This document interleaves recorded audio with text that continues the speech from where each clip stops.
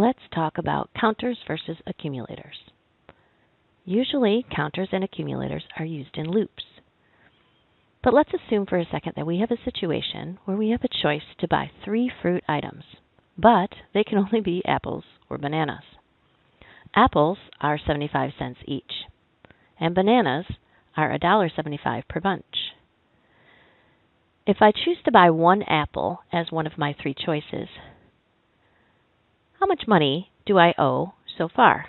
The answer would be 75 cents. If I choose to buy another apple, now how much money do I owe? If I take that 75 cents and add it to my original 75 cents, my total due now would be $1.50. If I now choose to buy a bunch of bananas, I would have to add $1.75 to my total. So $1.50 plus $1.75, my total would be $3.25, and that would cover all 3 of my items purchased here. Did you notice for each one I accumulated or added to my total due? I only had 1 total due here the entire time. Let's take a look at the code for my example that we just did. A couple things to note in the code.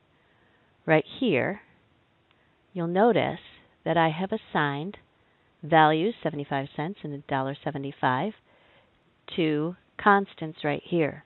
You know they're constants because they're represented in all uppercase. Next, you'll notice I used a for loop. Don't forget, a for loop is very popular whenever you're doing a definite loop. We know we're going to run exactly 3 times. So this will use x as our loop control variable to run exactly 3 times. Here's my question asking for whether I would like apples or bananas.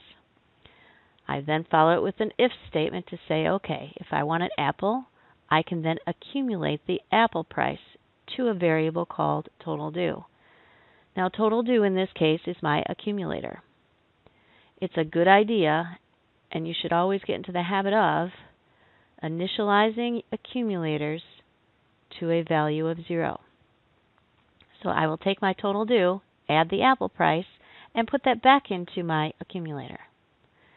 If they were to choose bananas, I would take the banana price, add it to my total due, and put that back into my accumulator. Now remember, this loop is running from here to here 3 times because it's a definite loop.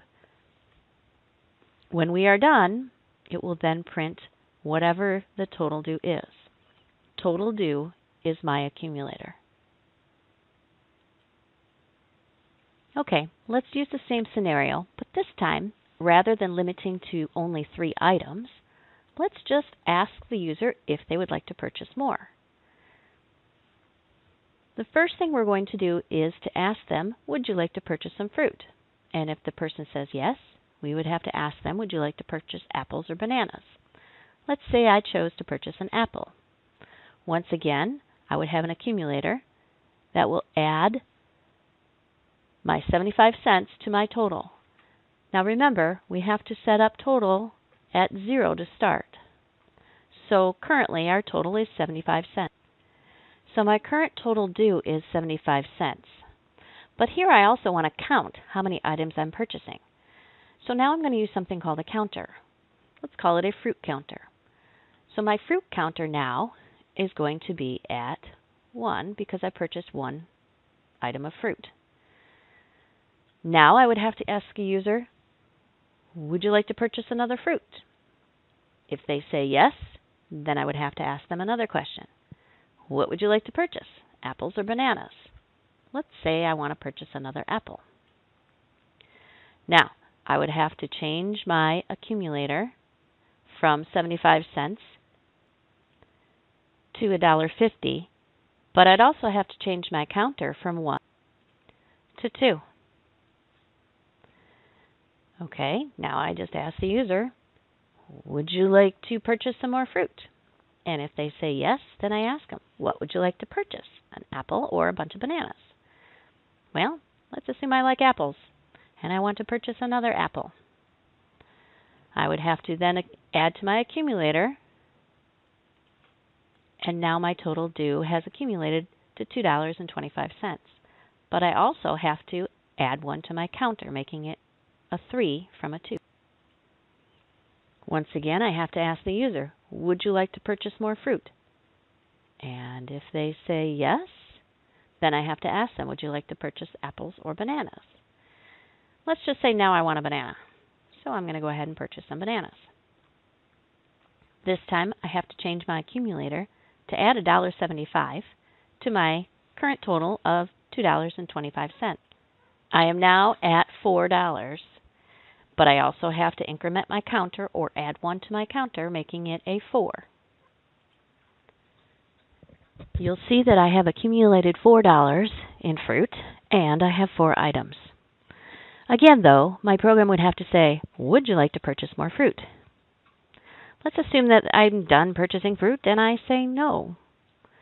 Then what would happen is the loop would end, and I would print that I purchased 4 items and have a total due of $4. So let's take a look at the code. You will notice the very first thing I have are my constants, assigning the prices to my constant values. You've seen this before, and this total due is my accumulator.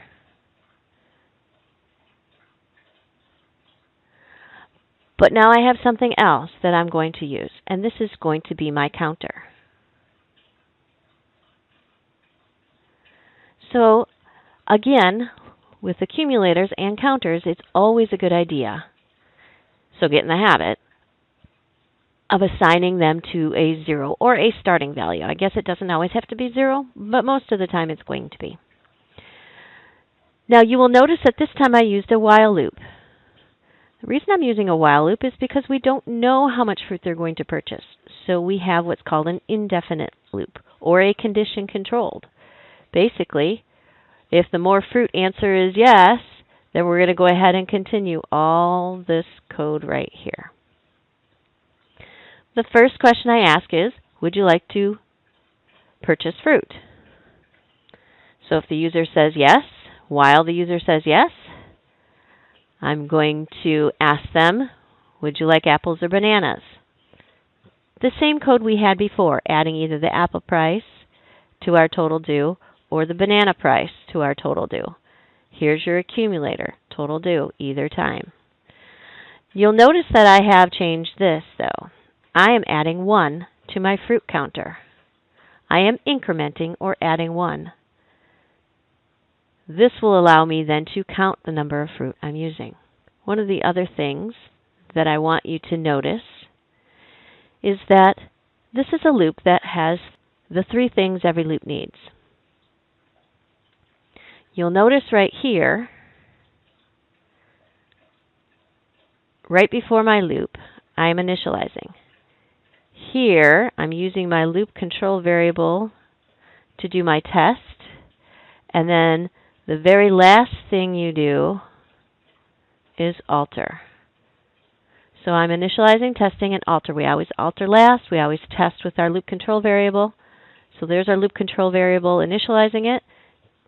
Here's our loop control variable testing it, and here's our loop control variable altering it. Initialize, test, and alter. You'll notice that these 2 lines here that print the total due and print the fruit counter are outside of the loop. You could probably put them inside the loop if you wanted to see them more than just the one time, but in this example I put it outside of the loop.